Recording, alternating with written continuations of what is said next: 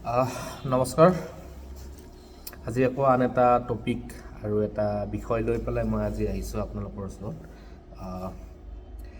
আজিৰ বেছি দীঘলীয়া নকৰোঁ ভিডিঅ'টো। আজিৰ টপিকটো হৈছে প্ৰাইভেটাইজেশ্যন যিটো কৰিছে গভৰ্ণমেণ্টৰ পৰা প্ৰাইভেটাইজেশ্যন যিবিলাক কৰিছে তাৰ কিছুমান সুবিধা বা তাৰ অসুবিধাসমূহৰ ওপৰত কিছু মোৰ দৃষ্টিভংগীৰে কি সুবিধা হৈছে বা কি অসুবিধা হৈছে বা তাৰ মানে আমাৰ ভৱিষ্যতে কি ইম্পেক্ট পৰিব আৰু হোৱাটো দৰকাৰ, প্ৰাইভেটাইজেশ্যন হোৱাটো দৰকাৰ নে মানে নহ'লে ভাল, তো তাৰ ওপৰত বিতংভাৱে আমি আলোচনা কৰিব লৈছোঁ।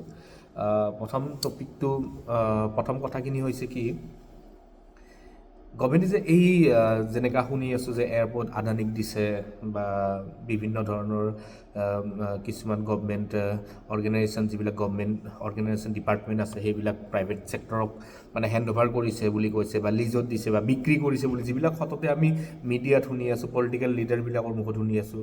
তো এইবিলাক কৰাটো শুনি যে আছোঁ, এইবোৰ কিমান দূৰ সত্য আৰু এইবিলাক কৰাটো সঁচাকৈ উচিত হৈছে নে নাই। প্ৰথম কথা হ'ল তাৰ সুবিধা, যদি প্ৰাইভেটাইজেশ্যন কৰিছে তাৰ সুবিধা এনেকুৱা কি আছে। চাওক, প্ৰথম কথাটো এনেকুৱা, আজি এটা মই জাষ্ট উদাহৰণৰ পৰা জৰিয়তে আপোনালোকৰ ওচৰত কথাখিনি দাঙি ধৰিব বিচাৰিছোঁ। আজি টেলিকম ছেক্টৰত বৰ্তমান জিঅ' আছে, এয়াৰটেল, VI, ভোডাফোন আৰু আইডিয়া মাৰ্জ হ'ল। আগতে ভোডাফোন আইডিয়া আছিল, এতিয়া VI হৈ গৈছে। তো তাৰ আগতে এয়াৰচেল আছিলে বা টাটা ডকোমো আছিলে, এতিয়া বন্ধ হৈ গ'ল। যদিও আছে বৰ্তমান ভোডাফোন আইডিয়া তেনেকুৱা আছে।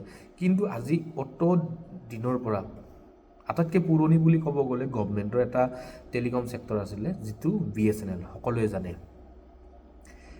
আজি BSNL বুলি কিমান মানুহে মানে BSNL ইউজ কৰি আছে।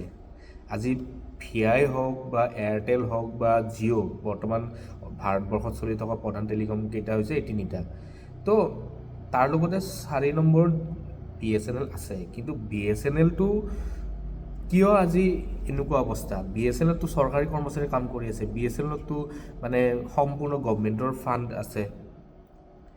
তথাপিও BSNL কিয় এনেকুৱা অৱস্থাত পৰিছে?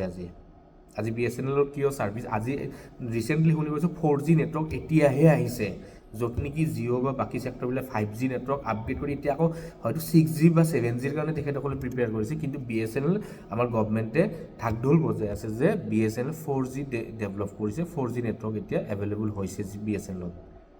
তো কিয়? চাওক, ভাৰত এখন হ'ল প্ৰগতিশীল দেশ আৰু উন্নয়নশীল দেশ।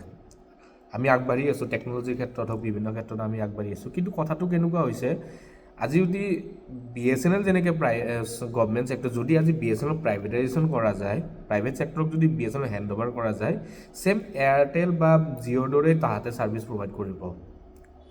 আজি কি হৈছে, আচল কথাটো কি জানেনে?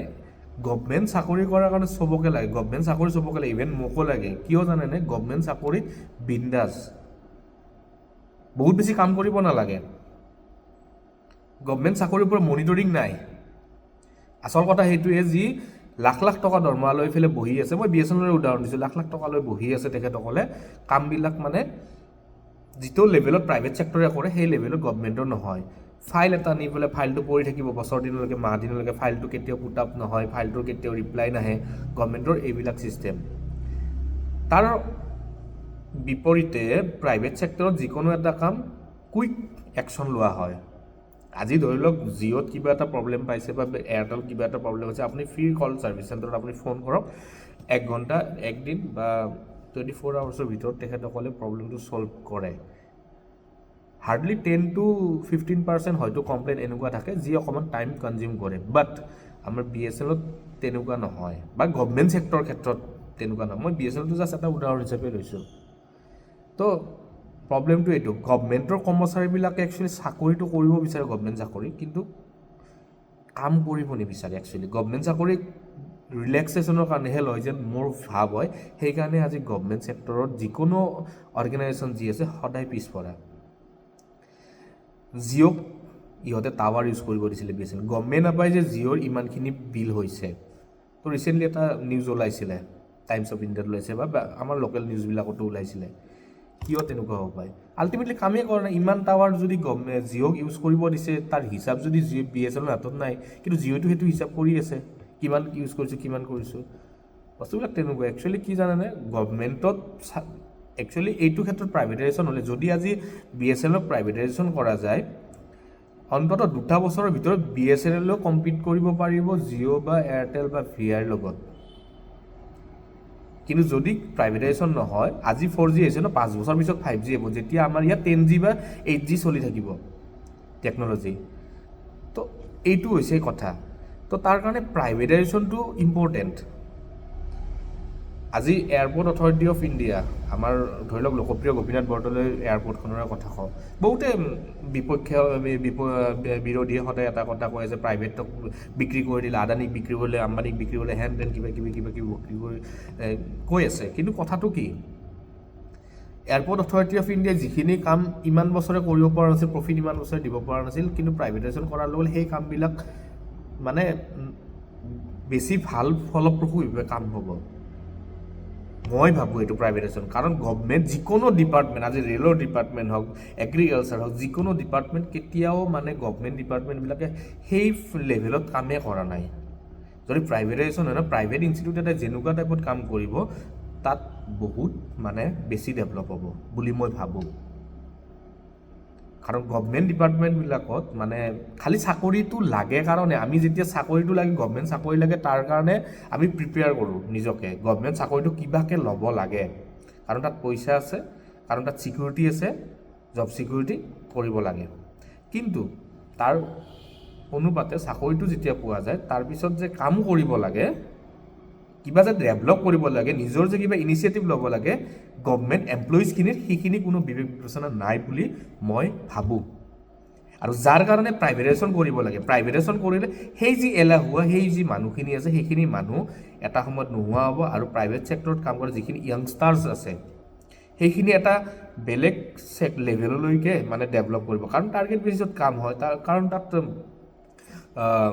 লিডাৰশ্বিপটো সম্পূৰ্ণ থাকে তাত কোনো ফাইল এনেকুৱা নহয় যে 1 বছৰ 2 বছৰলৈকে পৰি থাকিব নহয় সম্পূৰ্ণ মানে এটা ডিচিপ্লিন ৱেত এটা হৈ যায় তো আপুনি ডিফাৰেঞ্চ আপোনাক মই আজি BSNLৰ কথা কৈছোঁ বা এয়াৰপৰ্টৰ কথা কৈছোঁ এইটো বাদ দিয়ক আপোনালোকে গভৰ্ণমেণ্ট মেডিকেল এখনৰ তুলনা কৰক প্ৰাইভেটৰ লগত বেলেগ নকওক কাৰণ তাতে চাওক ছেমে ট্ৰিটমেণ্ট হৈ আছে খালি প্ৰাইভেটত পইচা আপোনাৰ পৰা বেছি লৈছে গভৰ্ণমেণ্টত কম লৈ আছে ঠিক আছে সেইটো এটা ডিফাৰেঞ্চ হয় তাতো আহিম মই কথাখিনিত মানে মানুহৰ ৰেভিনিউ আমাৰ কি লাভ আছে সেইটোক লৈ মই আহিম কিন্তু কথাটো আপুনি ভাবি চাওক যে আজি গভৰ্ণমেণ্ট হস্পিটেল এখনত আপুনি যদি কিবা এটা ৰিপৰ্ট কৰিব যে যিকোনো কৰিব যে আপুনি কিমান কি ঘূৰিব লগা অ'ৰ পৰা কোনো ৰেছপন্স ভালকৈ নকৰে সিহঁতে এনেকুৱা নকয় যে ঠিক আছে মই আপোনাক কৰি দি আছোঁ আপুনি অকণমান ৱেইট কৰক তেনেকুৱা নহয় আপুনি অমুকত যাওক তাৰ পৰা ক'ব অমুকত যাওক আপুনি তাতে সোধক তাতে সোধক এইবিলাক ছিষ্টেম কিন্তু প্ৰাইভেট ছেক্টৰ হস্পিটেল যে আপুনি বিচনাত বহি আছে গোটেইখিনি কৰি দিছে তাৰ অনুমতে পইচা লৈছে ন' ডাউট পইচা লৈছে কিন্তু ছাৰ্ভিচ দিছে কথাখিনি ইমানখিনি তো উদাহৰণ হিচাপে দিছোঁ এতিয়া প্ৰাইভেটাইজেশ্যন কৰাৰ ফলত আমাৰ অসুবিধা বা আমাৰ কি অসুবিধা বেছি হৈছে আমাৰ কি সমস্যা আছে সেইটোৰ ওপৰত কওঁ লাভখিনি বাৰু ক'লোঁ মেডিকেলৰ ক্ষেত্ৰতে কথা ক'লোঁ যেনেকুৱা আমাৰ ন' ডাউট প্ৰাইভেট হস্পিটেলে আমাক ছাৰ্ভিচ ভাল দি আছে তাৰ অনুপাতে সিহঁতে কিন্তু সেই লেভেলত আমাৰ পৰা লৈও আছে বিল বহুত লৈ আছে আজি বেড চাৰ্জ হওক আপোনাৰ ৰুম চাৰ্জ হওক বা ডক্টৰ ফিজ হওক বা কনচালটেশ্যন ফিজ হওক মেডিচিন ফিজ হওক এভৰিথিং বহুত হাই লেভেলত আমাৰ পৰা পে'মেণ্ট লয় তাৰ অনুপাতে চৰকাৰী ছেক্টৰত আমাৰ বহুত বেছি বিল নাযায় টিকটটো কাটোতে হয়তো 10 টকা লয় মেডিচিন মেক্সিমাম ফ্ৰীয়ে পায় তো তেনেকুৱা হয় কিন্তু চাওক এতিয়া প্ৰাইভেটাইজেশ্যন কৰিছে এতিয়া ধৰি লওক আমাৰ এয়াৰপৰ্টখনৰে মই কথা কওঁ এয়াৰপৰ্টখন এতিয়া ৰিচেণ্টলি উন্মোচন কৰিলে নতুন এয়াৰপৰ্ট বা আদানীক গতোৱা হৈছে 50 বছৰৰ কাৰণে লিজত দিয়া বুলি কৈছে তো এতিয়া এয়াৰপৰ্টখনত কেনেকুৱা হৈছে 50 বছৰৰ কাৰণে কৰিছে বা বিভিন্ন ধৰণৰ কিছুমান ধৰি লওক ছেক্টৰ কিছুমান আজিকালি ধৰি লওক অসমত বা ভাৰতবৰ্ষৰ বিভিন্ন ধৰণৰ ডেভেলপমেণ্ট প্ৰজেক্ট আহি আছে ৱৰ্ল্ড বেংকৰ ফাণ্ড লৈ প্ৰজেক্ট কৰি আছে তো সেইবিলাক প্ৰাইভেট ছেক্টৰবিলাকক মানে ইমপ্লিমেণ্ট কৰিবৰ কাৰণে দিছে তো তাহাঁতে নিজৰ ৰিচোৰ্চ লগায়, তাহাঁতে নিজৰ মেন পাৱাৰ ৰাখি পেলাই ইমপ্লিমেণ্ট কৰে। কিন্তু তাত এটা এনেকুৱা কথা হৈ আছে, প্ৰাইভেট ছেক্টৰবিলাকে গভমেণ্টৰ ফালৰ পৰা সেই প্ৰজেক্টটোৰ নামত ফাণ্ডটো ঠিকে লয়, কিন্তু সেই এমপ্লয়ীখিনিক সেই হিচাপত ফেচিলিটিজ প্ৰভাইড নকৰে আৰু এমপ্লয়ীখিনিক সেই হিচাপত মানে দৰমহাটো প্ৰভাইড নকৰে। আৰু কামবিলাক কেনেকুৱা হয়, টোটেলি টাৰ্গেট অৰিয়েণ্টেড হয়, যাৰ কাৰণে এমপ্লয়ীখিনিৰ মেণ্টেলি হওক বা ফিজিকেলি হওক মানে তেখেতসকল বেছি দুৰ্বল হৈ পৰে বুলি মই ফিল কৰোঁ। এতিয়া চাওক, এই প্ৰাইভেট ছেক্টৰবিলাক কেনেকুৱা হয়, এমপ্লয়ী এটা ল'লে কামটো কৰিলে, কামটো কৰোৱাৰ পিছত কামটো যেতিয়া শেষ হ'ল বা তেখেতসকলৰ যিটো এচিভমেণ্ট কৰিব লগা থাকে বা যিখিনি ডেলিভাৰেবল থাকে, সেই প্ৰজেক্টটোৰ ডেলিভাৰেবল থাকে, সেই ডেলিভাৰেবলবিলাক যেতিয়া কমপ্লিট হোৱাৰ পিছত তেখেতসকলে সেই এমপ্লয়ীজনক ফায়াৰ কৰাই বা এক্সিট কৰাবলৈ বাধ্য কৰায়। হয়তো তেখেতৰ টাৰ্মটো শেষ হ'ব, কণ্ট্ৰেক্ট শেষ গ'ল, নাইবা এমপ্লয়ীজনক নিজে ৰিজাইন কৰিবলৈ বা এক্সিট হ'বলৈ বাধ্য কৰায়।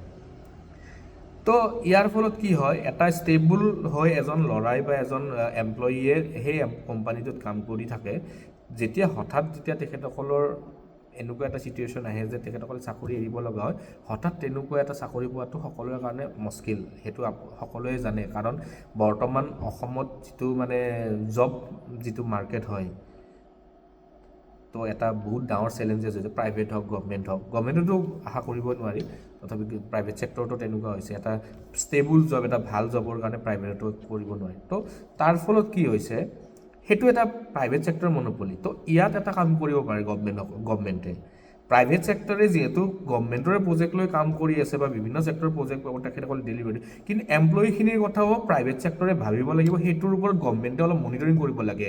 যেনেকুৱা তেখেতসকলক PF ক্ষেত্ৰত হওক, তেখেতৰ ফেচিলিটিৰ ক্ষেত্ৰত, তেখেতৰ ৱৰ্কিং আৱাৰৰ ক্ষেত্ৰত হওক, তেখেতৰ চেলেৰিৰ ক্ষেত্ৰত হওক, অলপ মনিটৰিং হ'ব লাগে। আৰু তেখেতসকলৰ কণ্ট্ৰেক্ট পিৰিয়ডৰ ক্ষেত্ৰত মনিটৰিং হ'ব লাগে।